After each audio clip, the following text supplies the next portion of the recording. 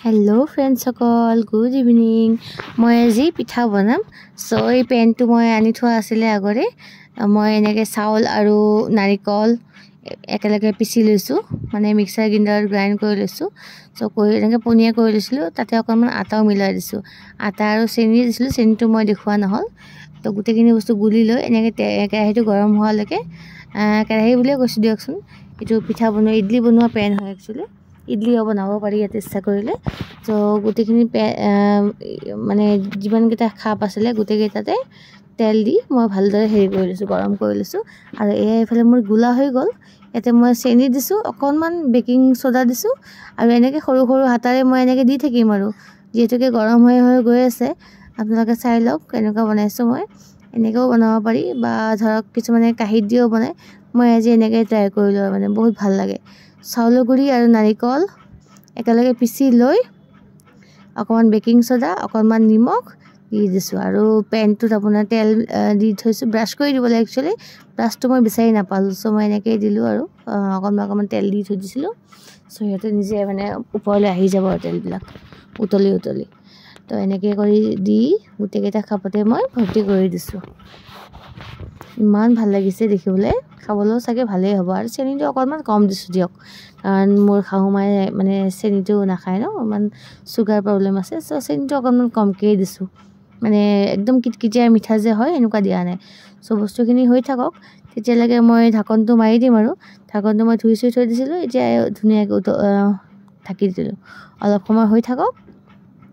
তাৰ পিছত অকমান দেৰিকৈ আমি উদঙাই চাম এয়া দেখিছেনে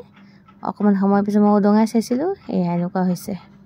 বহুত ধুনিয়া লাগা আছে কিন্তু খাবলৈও ভাল হ'ব সাকে আৰু এনেকুৱা বস্তুবোৰ চাহৰ লগত খাবও ভাল লাগে নহয়নে আজি যেহেতুকে সানডে সময় পাইছো অকনমান মানে জটপট কাম কৰিব ভাল লাগে যিবিলাক জটৰ কাম আছে কৰিবলৈ ভাল লাগে হয়নে নাই এনে যিবিলাক উইকডেজ বিলাকত আপোনাৰ অকনমান जितु काम माने हनकाले হৈ যায় হেনুকা কামে আমি বাছি বাছি কৰা যায় যেহেতুকে মই জব কৰো সো আজি মই এনেকে বনাই ললো ইভিনিংৰ চাহৰ বাবে আৰু আছে মিঠাই চিঠাই কিবা কিবি আছে দিৱালী মিঠাইটো পোৱাই হয় হয়নে নাই সবৰে অফিসে দিয়া হয় দিয়ে তো এনেকে মই বনাই লৈছো পিঠাবোৰ উলতে দিছো ৰব অকমান যাতে বস্তু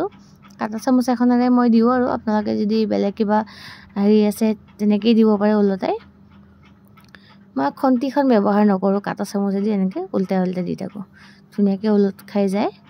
আৰু অকমান সময় ফলো হৈ লক অকমান কেঁচা যেন লাগিছে বাট কেঁচা থকা নাই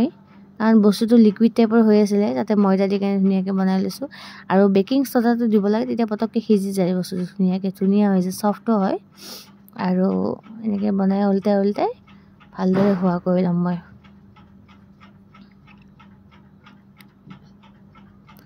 আৰু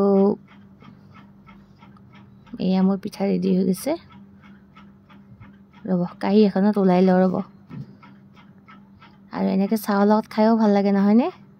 আৰু বিস্কুটটো আৰু সদায় ভালে না লাগে খাই মিলি